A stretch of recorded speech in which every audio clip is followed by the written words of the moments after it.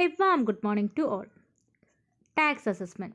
So, in the last class, we have discussed about deductions from section 80C to 80G. We know that section 80G deals with donations. Today, let us discuss section 80GG. It's mainly for individuals regarding expenditure on house rent in excess of 10% of total income by self-employed persons and salaried persons not getting HRA. HRA കിട്ടാത്ത ഇൻഡിവിജ്വൽസിന് വേണ്ടിയിട്ടാണ് ഈ ഒരു 80GG എന്ന് പറയുന്ന deduction തന്നിട്ടുള്ളത് അല്ലേ. അപ്പോൾ നമ്മളുടെ ടോട്ടൽ ഇൻകത്തിൻ്റെ 25%ഓ ഇല്ലയെന്നുണ്ടെങ്കിൽ 5,000 പെർ മന്തോ വിച്ച് എവർ ഈസ് ലെസ് ആണ് നമ്മളുടെ സെക്ഷൻ 80GG പ്രകാരം നമുക്ക് കിട്ടുന്ന റിഡക്ഷൻ. അത് നമ്മൾ കഴിഞ്ഞ ക്ലാസ്സിൽ ഡിസ്കസ് ചെയ്തതായിരുന്നു. പിന്നീട് പറയുന്നതാണ് സെക്ഷൻ 80GGA. ഈ ഒരു ഡിഡക്ഷൻ എല്ലാ അസസീസിനും അവൈലബിൾ ആണ്.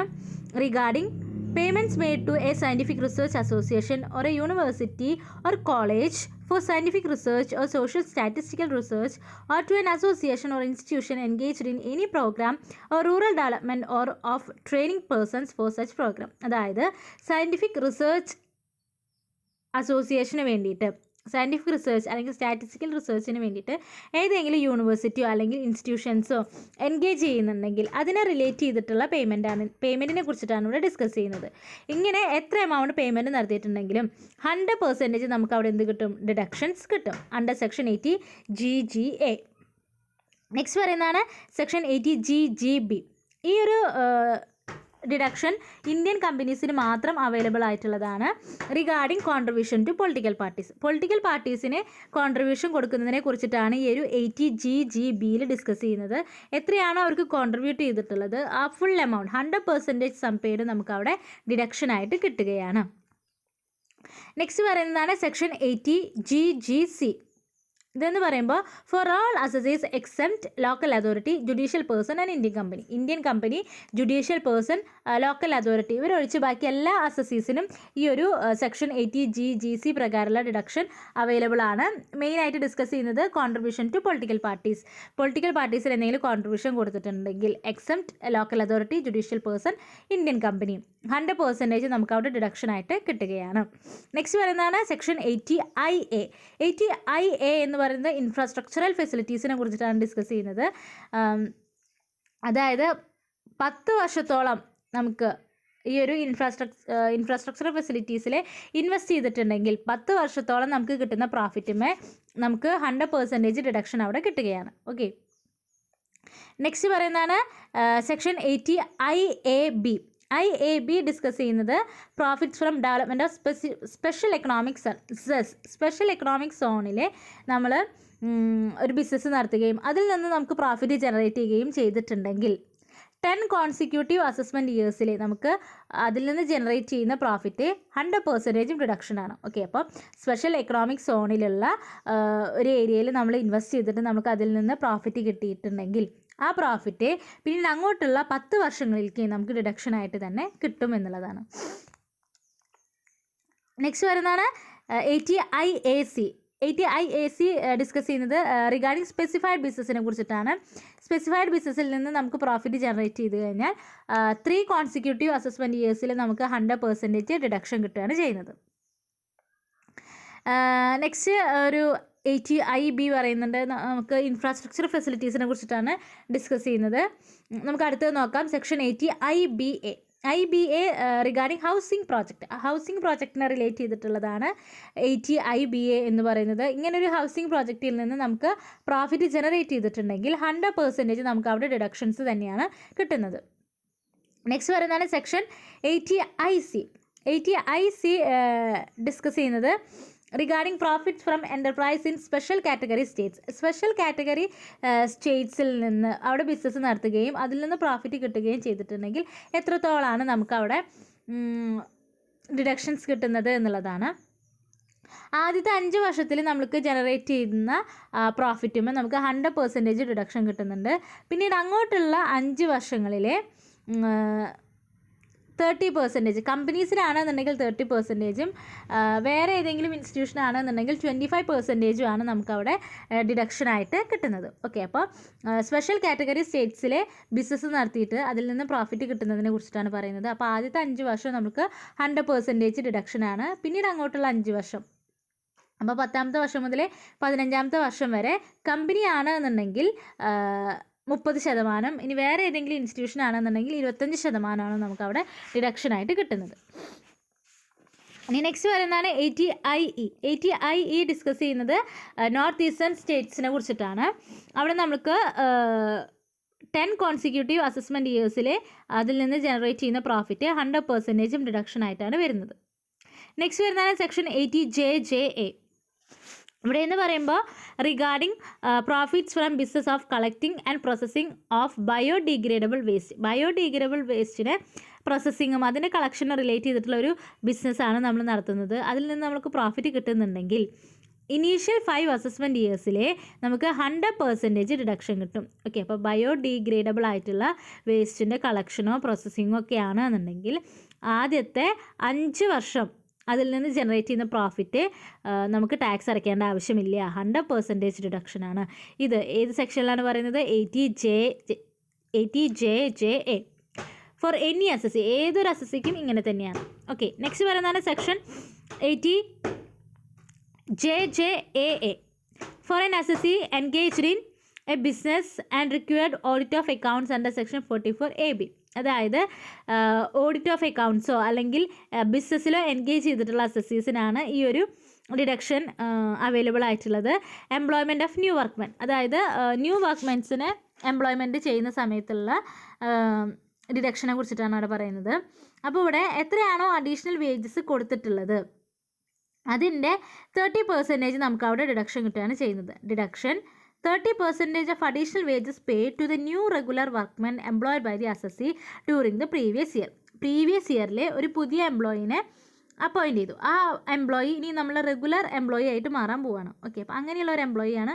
ന്യൂ റെഗുലർ വർക്ക്മെൻറ്റിനെയാണ് നമ്മൾ എന്ത് ചെയ്തിട്ടുള്ളത്? എംപ്ലോയ്മെൻറ്റ് നടത്തിയിട്ടുള്ളത്. ഇങ്ങനെയുള്ള എംപ്ലോയീസിന് അഡീഷണൽ വേജസ് കൊടുക്കുകയാണ്. ഈ അഡീഷണൽ വേജസ് എത്രയാണോ കൊടുക്കുന്നത് അതിൻ്റെ 30% നമുക്ക് എന്തായിട്ട് കിട്ടും? ഡിഡക്ഷനായിട്ട് കിട്ടും. ഇനി നെക്സ്റ്റ് പറയുന്നതാണ് സെക്ഷൻ 80LA. LA ഡിസ്കസ് ചെയ്യുന്നത് ഷെഡ്യൂൾഡ് ബാങ്ക്സിനാണ് മെയിനായിട്ട്. അതായത് ഓഫ് ഷോർ ബാങ്കിങ് യൂണിറ്റ്സിനെ റിഗാർഡ് ചെയ്തിട്ടുള്ളതാണ് ഈ ഒരു സെക്ഷനിൽ. അപ്പോൾ ആദ്യത്തെ 5 അസസ്മെൻറ്റ് ഇയേഴ്സിലെ 100% പ്രോഫിറ്റും അല്ലെങ്കിൽ ഇൻകം ഡിഡക്റ്റ് ചെയ്യും. അതുപോലെ തന്നെ അതിന് ശേഷമുള്ള 5 ഇയേഴ്സിലെ 50% മാത്രമേ ടാക്സബിൾ ഉള്ളൂ, ബാക്കി 50% ഡിഡക്റ്റബിൾ ആണ്. ഓക്കെ, അപ്പോൾ 80LA അവൈലബിൾ ആയിട്ടുള്ളത് ഷെഡ്യൂൾഡ് ബാങ്ക്സിനാണ്. അപ്പോൾ ഓഫ് ഷോർ ബാങ്കിങ് ചെയ്തത് വഴി അവർക്ക് ഇൻകം ജനറേറ്റ് ചെയ്തിട്ടുണ്ടെങ്കിൽ ആദ്യത്തെ 5 വർഷങ്ങളിൽ അവർക്ക് 100% ഡിഡക്ഷനും പിന്നീട് അങ്ങോട്ടുള്ള 5 വർഷങ്ങളിൽ പ്രോഫിറ്റിൻ്റെ 50% മാത്രം ഡിഡക്ഷനായിട്ട് വരികയാണ്. നെക്സ്റ്റ് പറയുന്നതാണ് സെക്ഷൻ 80QQB. ഇത് ഇൻഡിവിജ്വൽസിനാണ്, റെസിഡൻറ്റ് ഇൻ ഇന്ത്യ, ഇന്ത്യയിലുള്ള ഇൻഡിവിജ്വൽ റെസിഡൻസിനാണ് ഈ ഒരു ഡിഡക്ഷൻ അവൈലബിൾ ആയിട്ടുള്ളത്. റോയാലിറ്റീനെ റിലേറ്റ് ചെയ്തിട്ടുള്ള കാര്യമാണ്. ബുക്സിൻ്റെ ഓതേഴ്സില്ലേ, അപ്പോൾ ഓതേഴ്സിനാണ് അവിടെ കൊടുക്കുന്നത്, ഇൻഡിവിജ്വൽ ഓതേഴ്സിനാണ് അവിടെ കൊടുക്കുന്നത്. അതും റെസിഡൻറ്റ് ഇൻ ഇന്ത്യ ആയിരിക്കണം. ബുക്സിൻ്റെ റോയാലിറ്റി റിലേറ്റ് ചെയ്തിട്ടുള്ളതാണ്. നമുക്ക് അവിടെ മാക്സിമം കിട്ടുന്ന ഡിഡക്ഷൻ അപ് ടു 3 lakh ആണ്. നെക്സ്റ്റ് പറയുന്നതാണ് സെക്ഷൻ 80RRB. ഇവിടെ പേറ്റൻറ്റിനെ കുറിച്ചിട്ടാണ് പറയുന്നത്. ഇന്ത്യയിലത്തെ റെസിഡൻ്റ് തന്നെ ആയിരിക്കണം. അപ്പോൾ ഈ ഒരു ഇതൊക്കെ ഇൻ്റലക്ച്വൽ പ്രോപ്പർട്ടീസ് ആണ് അല്ലേ, അപ്പോൾ അതുകൊണ്ട് തന്നെ പേറ്റൻറ്റി ആണ് എന്നുണ്ടെങ്കിൽ നമുക്ക് deduction up to 3 lakh rupees ആണ് കിട്ടുന്നത്. ഇനി പറയുന്നതാണ് സെക്ഷൻ 80TTA. TTA ഇൻഡിവിജ്വൽസിനും HUFനും അവൈലബിൾ ആയിട്ടുള്ളത് തന്നെയാണ്. Related to interest on savings അക്കൗണ്ടാണ്. നമുക്ക് സേവിങ്സ് അക്കൗണ്ടിൽ നിന്ന് കിട്ടുന്ന ഇൻട്രസ്റ്റിനെ റിലേറ്റ് ചെയ്തിട്ടുള്ള കാര്യമാണ്. അത് ഇൻഡിവിജ്വൽസിനുണ്ട്, HUFനും ഈ ഒരു ഡിഡക്ഷൻ ബാധകമാണ്. എത്രത്തോളമാണ് നമുക്ക് അവിടെ ഡിഡക്ഷൻ കിട്ടുന്നത്? Up to ₹10,000. അപ്പോൾ 80TTA പ്രകാരം നമുക്ക് കിട്ടുന്ന ഡിഡക്ഷൻ 10,000 ആണ്. നെക്സ്റ്റ് വരുന്നതാണ് സെക്ഷൻ 80TTB. ഇത് മെയിനായിട്ടും സീനിയർ സിറ്റിസൺസിനാണ് കിട്ടുന്നത്. ഇൻട്രസ്റ്റിനെ റിലേറ്റ് ചെയ്തിട്ടുള്ളതാണ്. ഡിഡക്ഷൻ അപ് ടു 50,000 rupees ആണ്. ഓക്കെ, അപ്പോൾ 80TTB സീനിയർ സിറ്റിസന് കിട്ടുന്ന ഇൻട്രസ്റ്റിനെ കുറിച്ചിട്ടാണ്. അപ് ടു 50,000 ആണ് നമുക്ക് അവിടെ കിട്ടുന്ന ഡിഡക്ഷൻ. നെക്സ്റ്റ് വരുന്നതാണ് സെക്ഷൻ 80U. 80U എല്ലാ റെസിഡൻറ്റ് ഇൻഡിവിജ്വൽസിനും കിട്ടുന്നുണ്ട്. ഇൻകം ഓഫ് ഡിസേബിൾഡ് പേഴ്സൺ ആണ് ഇതിൽ മെയിനായിട്ട് പറയുന്നത്. ഡിസബിലിറ്റി ആണെന്നുണ്ടെങ്കിൽ 75,000ഉം സിവിയർ ഡിസബിലിറ്റി ആണെന്നുണ്ടെങ്കിൽ 1,25,000 ആണ് നമുക്ക് അവിടെ കിട്ടുന്ന ഡിഡക്ഷൻ. ഓക്കെ, അപ്പോൾ ഇത്രയും ഡിഡക്ഷൻസാണ് മെയിനായിട്ട് നമുക്ക് പഠിക്കാനുള്ളത്. 80C മുതൽ 80U വരെയുള്ള ഡിഡക്ഷൻസ് നമുക്ക് പഠിക്കാനുണ്ട്. ഇനി ഇതിലൊരു ഡിഡക്ഷനും കൂടി ഉണ്ട്, അത് 80P ആണ്. ആ ഒരു ഡിഡക്ഷൻ നമുക്ക് ഫേംസ് ഡിസ്കസ് ചെയ്യുന്ന സമയത്ത് കൃത്യമായിട്ട് തന്നെ നോക്കാം. കാരണം ആ ഒരു ഡിഡക്ഷൻ മെയിനായിട്ട് ഫേംസിനാണ് പ്രൊവൈഡ് ചെയ്യുന്നത്. അപ്പോൾ നമ്മളിവിടെ ഇൻഡിവിജ്വൽസിൻ്റെയും HUFൻ്റെയും ഓൾ അസസീസിൻ്റെയും കേസസിലുള്ള ഡിഡക്ഷൻസാണ് ഡിസ്കസ് ചെയ്തിട്ടുണ്ടായിരുന്നത് അല്ലേ. അപ്പോൾ നമുക്ക് 5 ഹെഡും അതിൻ്റെ ക്ലബിങ്ങും അഗ്രഗേഷനും സെറ്റ് ഓഫും ക്യാരി ഫോർവേഡൊക്കെ ചെയ്ത് കഴിഞ്ഞാൽ നമുക്ക് ഗ്രോസ് ടോട്ടൽ ഇൻകം കിട്ടി. ആ ഗ്രോസ് ടോട്ടൽ ഇൻകത്തിൽ നിന്ന് ഡിഡക്ഷൻസ് ലെസ് ചെയ്ത് കഴിഞ്ഞാൽ നമുക്ക് എന്ത് കിട്ടി? ടോട്ടൽ ഇൻകം കിട്ടി ഇല്ലേ. ഇനി നമ്മൾ ഡിസ്കസ് ചെയ്യാൻ പോകുന്നത് അഗ്രികൾച്ചറൽ ഇൻകത്തിനെ കുറിച്ചിട്ടാണ്. ഓക്കെ, അപ്പോൾ അഗ്രികൾച്ചറൽ ഇൻകം എന്താണെന്നുള്ളത് income tax act section 2 subsection 1A discuss ചെയ്യുന്നത്. Any rent or revenue derived from land which is situated in India used for agricultural purpose. അതായത് ഇന്ത്യയിൽ സിറ്റുവേറ്റ് ചെയ്യുന്ന ഏതെങ്കിലും ലാൻഡിൽ നിന്ന് നമുക്ക് ഡിറൈവ് ചെയ്ത് വരുന്ന റെൻറ്റ്, റവന്യൂ അഗ്രികൾച്ചറൽ പർപ്പസിന് യൂസ് ചെയ്തിട്ട് നമുക്ക് ആ ഒരു ലാൻഡിൽ നിന്ന് കിട്ടുന്ന റെൻറ്റ് അല്ലെങ്കിൽ റവന്യൂവിനെ നമുക്ക് അഗ്രികൾച്ചറൽ ഇൻകമായിട്ട് ട്രീറ്റ് ചെയ്യാം. അതുപോലെ തന്നെ any income derived from such land, അല്ലെങ്കിൽ ആ ഒരു ലാൻഡിൽ നിന്ന് നമുക്ക് ജനറേറ്റ് ചെയ്യുന്ന ഇൻകം ഏതൊക്കെ രീതിയിൽ? ബൈ അഗ്രികൾച്ചറൽ ഓപ്പറേഷൻസ് നടത്തിയിട്ട് കിട്ടുന്ന ഇൻകം. ഇല്ലയെന്നുണ്ടെങ്കിൽ by any process which render the produce fit for the market by cultivator or receiver of rent in kind. അതുപോലെ തന്നെ ആ ഒരു ലാൻഡിലെ പ്രൊഡക്ഷൻ നടത്തിയിട്ട് അല്ലെങ്കിൽ വേറെ ഏതെങ്കിലും വ്യക്തികളെ കൊണ്ട് പ്രൊഡക്ഷൻ നടത്തിയിട്ട് കൾട്ടിവേഷൻ നടത്തിയിട്ട് നമുക്ക് അതിൽ നിന്ന് എന്തെങ്കിലും റെൻറ്റ് കിട്ടുകയാണ് എന്നുണ്ടെങ്കിൽ അത് ഇൻ കൈൻഡ് ആണ് എന്നുണ്ടെങ്കിലും നമുക്ക് അഗ്രികൾച്ചറൽ ഇൻകമായിട്ട് ട്രീറ്റ് ചെയ്യാവുന്നതാണ്. By the sale of such produce. അതുപോലെ തന്നെ ആ അഗ്രികൾച്ചറൽ ലാൻഡിൽ നമ്മൾ പ്രൊഡക്ഷൻ നടത്തിയിട്ട് അതിൽ നിന്ന് നമുക്ക് ഗുഡ്സ് കിട്ടുകയും ആ ഒരു റോ മെറ്റീരിയൽസ് നമുക്ക് സെയിൽ ചെയ്തത് വഴി, പ്രോഡക്ട്സ് സെയിൽ ചെയ്യുന്നത് വഴി എന്തെങ്കിലും ഇൻകം ജനറേറ്റ് ചെയ്തിട്ടുണ്ടെങ്കിൽ അതിനി നമുക്ക് അഗ്രികൾച്ചറൽ ഇൻകമായിട്ട് ട്രീറ്റ് ചെയ്യാവുന്നതാണ്. നെക്സ്റ്റ് പറയുന്നതാണ് any income from A farm house. ഏതെങ്കിലും ഒരു ഫാം ഹൗസിൽ നിന്ന് നമുക്കിപ്പോൾ നമുക്കറിയാം പശു ആയാലും അല്ലെങ്കിൽ ഹോഴ്സ് ആയാലും അങ്ങനെ ഏത് ഫാം ഹൗസിൽ നിന്ന് നമുക്ക് എന്ത് ജനറേറ്റ് ചെയ്യാം? ഇൻകം ജനറേറ്റ് ചെയ്ത് കഴിഞ്ഞാൽ അതിനെ അഗ്രികൾച്ചറൽ ഇൻകമായിട്ട് ട്രീറ്റ് ചെയ്യാവുന്നതാണ്.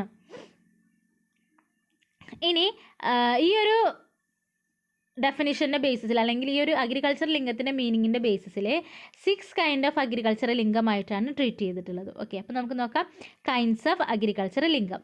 മെയിനായിട്ട് rent or revenue derived from land. ലാൻഡിൽ നിന്ന് നമ്മൾക്ക് ഡിറൈവ് ചെയ്ത് വരുന്ന ഇൻകം. ഏതെങ്കിലും ഒരു പേഴ്സൺ അഗ്രികൾച്ചർ പർപ്പസിന് വേണ്ടിയിട്ട് ഒരു ലാൻഡിൽ നിന്ന് എന്തെങ്കിലും റെൻറ്റോ റവന്യൂ ജനറേറ്റ് ചെയ്തിട്ടുണ്ടെങ്കിൽ അതിനെ നമുക്ക് എന്തായിട്ട് ട്രീറ്റ് ചെയ്യാവുന്നതാണ്? അഗ്രികൾച്ചറൽ ഇൻകമായിട്ട് ട്രീറ്റ് ചെയ്യാവുന്നതാണ്. ഇൻകം ഫ്രം അഗ്രികൾച്ചറൽ ഓപ്പറേഷനിൽ നിന്ന് നമുക്ക് ഇൻകം കിട്ടുകയാണ്. അതായത് ആ ഒരു cultivation of field, tilling, watering, sowing of seeds, planting, manoeuvring, harvesting of crops. അതായത് നമ്മൾ ആ കൃഷിയിടം വൃത്തിയാക്കുക, അതിൽ വെള്ളം ഒഴിക്കുക, അതിൽ വിത്ത് വിതയ്ക്കുക, അതിൻ്റെ പ്ലാന്റേഷൻ നടത്തുക, ഹാർവെസ്റ്റിംഗ് നടത്തുക, അതൊക്കെ നമുക്ക് എന്തിൽ പെടാവുന്നതാണ്? ഈ ഒരു അഗ്രികൾച്ചറൽ ഓപ്പറേഷൻസിൽ പെടാവുന്നതാണ്. അപ്പോൾ ഈ ഒരു ഓപ്പറേഷൻസ് വഴി നമുക്ക് എന്തെങ്കിലും ഇൻകം ജനറേറ്റ് ചെയ്തിട്ടുണ്ടെങ്കിൽ ആ ഇൻകത്തെ നമ്മൾ എന്തായിട്ടാണ് ട്രീറ്റ് ചെയ്യുന്നത്? അഗ്രികൾച്ചറൽ ഇൻകമായിട്ടാണ് ട്രീറ്റ് ചെയ്യുന്നത്.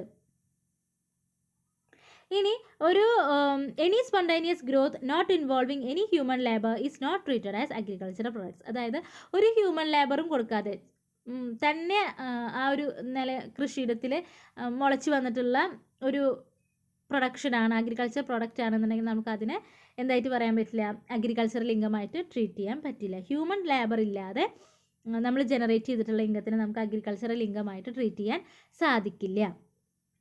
നെക്സ്റ്റ് പറയുന്നതാണ് income from making the produce fit for market. The income from any process employed by the cultivators to make the agricultural products marketable is also treated as agricultural income. അതായത് നമുക്ക് കിട്ടിയിട്ടുള്ള അല്ലെങ്കിൽ നമ്മൾ കൃഷി ചെയ്ത് കിട്ടിയിട്ടുള്ള ഒരു പ്രോഡക്റ്റ് നമ്മളതിനെ വീണ്ടും അതിൽ വർക്ക് ചെയ്തിട്ട് മാർക്കറ്റ് ചെയ്യാൻ പറ്റുന്ന രീതിയിലാക്കിയിട്ടുണ്ടെങ്കിൽ, അതിൽ നിന്ന് നമുക്ക് എന്തെങ്കിലും ഇൻകം ജനറേറ്റ് ചെയ്തിട്ടുണ്ടെങ്കിൽ അതിന് നമുക്ക് എന്തായിട്ട് ട്രീറ്റ് ചെയ്യാവുന്നതാണ്? അഗ്രികൾച്ചറൽ ഇൻകമായിട്ട് ട്രീറ്റ് ചെയ്യാവുന്നതാണ്. ഇപ്പോൾ നമ്മൾ തേങ്ങയാണ് നമ്മൾ കൃഷി നടത്തുന്നത്. ആ തേങ്ങ നമ്മൾ വെട്ടി ഉണക്കി കൊപ്രയാക്കിയിട്ട് നമ്മളത് എണ്ണയാക്കിയിട്ട് വിൽക്കുകയാണെന്നുണ്ടെങ്കിലും നമുക്ക് അതിൽ എന്തായിട്ട് ട്രീറ്റ് ചെയ്യാം? അഗ്രികൾച്ചറൽ ഇൻകമായിട്ട് ട്രീറ്റ് ചെയ്യാവുന്നതാണ്. നെക്സ്റ്റ് പറയുന്നതാണ് income from sale of produce.